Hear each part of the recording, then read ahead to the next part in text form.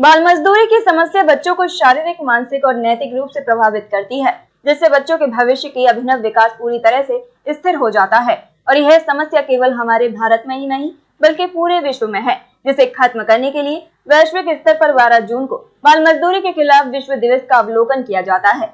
बाल मजदूरी के विभिन्न कारण हैं, जो कि बच्चों को काम करने के लिए विवश करते हैं, और बहुत से लोग इनकी व्यवस्था के लिए उनकी नादानी और मासूमियत का फायदा उठाते हैं। गरीबी, निरक्षरता भारत में बाल मजदूरी के दुष्परिणाम है। अगर बाल मजदूरी एक समस्या है, तो इसके दुष्परिणाम भी समाज में देखने को मिलते हैं, जैसे बच्चे शारीरिक और मानसिक रूप से प्रताड़ित होते हैं। बाल मजदूरी करने वाले बच्चों के द्वारा कार्य करते वक्त अगर कोई कार्यस्थल पर कुछ गलती हो जाती है, तो मालिक के द्वारा उस बच्चे को शारीरिक कष्ट पहुंचाया जाता है, या फिर मानसिक तौर पर उस बच्चे को भला बुरा बोला जाता है, जिससे बच्चे के स्वभाव पर बुरा असर पड़ता है। FPAI के दीनबंधु शर्मा ने कहा कि बच्चों को शिक्षा के साथ साथ रोजगार परक कौशल विकास का प्रशिक्षण देना चाहिए। आज के समय में बेरोजगारी बहुत बड़ा मुद्दा है। सभी के लिए रोजगार बेहद आवश्यक है। परिवार की आवश्यकताएं पूरी नहीं हो पाती तो वे अपने बच्चों को काम पर भेजना शुरू कर देते हैं और बाल श्रम की वहीं से शुरुआत होती है। मेरा नाम तुलाराम शर्मा है, अध्यक्ष उत्तर प्रदेश ग्रामीण मजदूर संगठन। आज का जो मुख्य कार्यक्रम है इसका उद्देश्य यही है कि बाल श्रमिकों को शिक्षा की मुख्य धारा से कैसे जोड़ सके, इस पर ये चर्चा है। चर्चा के संबंध में मीटिंग का आयोजन किया गया है। इसमें स्थानीय NGO, शिक्षा विभाग, श्रम विभाग को आमंत्रित किया गया है और अभिभावकों को, जिससे जो है हम बच्चों को शिक्षा की मुख्य धारा से जोड़ने में क्या क्या एडवोकेसी अपना सकते हैं, इस संबंध में हम लोग यहाँ चर्चा करेंगे।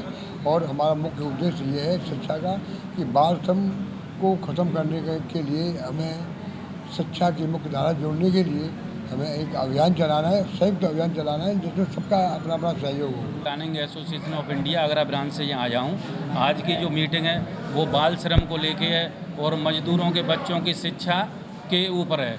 तो हम लोग ये चाहते हैं कि हम सब लोग मिलके जितना हो सके मजदूरों के बच्चों को शिक्षा दें और उन्हें तकनीकी शिक्षा दें, कौशल विकास से जोड़ें या ऐसे कोर्स सिखाएं उनको कि जो पूरे कोर्स करने के बाद उन्हें तुरंत रोज़गार मिल जाए, क्योंकि मजदूरों के बच्चों को रोज़गार नहीं मिल पाता और बिना रोज़गार के वो उनकी स्थिति में सुधार नहीं आ पाता।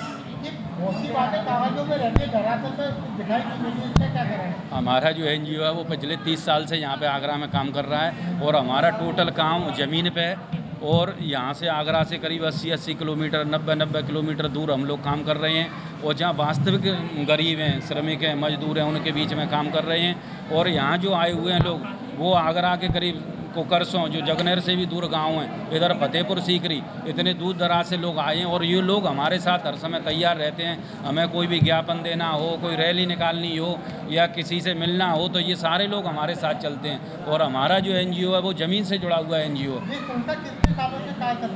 ये संस्था आगरा में करीब पिछले 35 सालों से कार्य कर रही है और इसके अपने कुछ स्कूल भी हैं जिनमें बाल श्रमिक ही पढ़ाए जाते हैं और उनको निःशुल्क शिक्षा दी जाती है।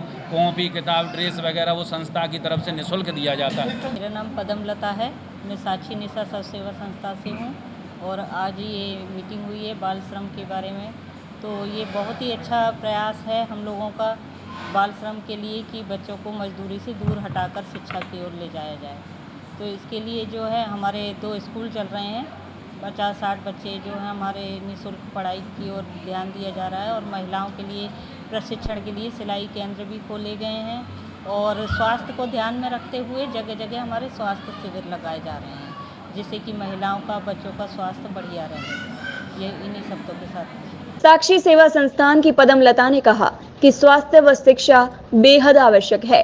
कार्यक्रम में सेवा भारती से बबीता पाठक, family health India Mohit Sharma, Lakshman Singh Gautam, Raja Rani Gautam, Hemlata Rajendra, Nirmala व ज्ञान सिंह आदि ने अपने अपने विचार व्यक्त किए। प्रातः दर्पण न्यूज के लिए आगरा से संवाददाता ज्ञानेंद्र शर्मा की रिपोर्ट।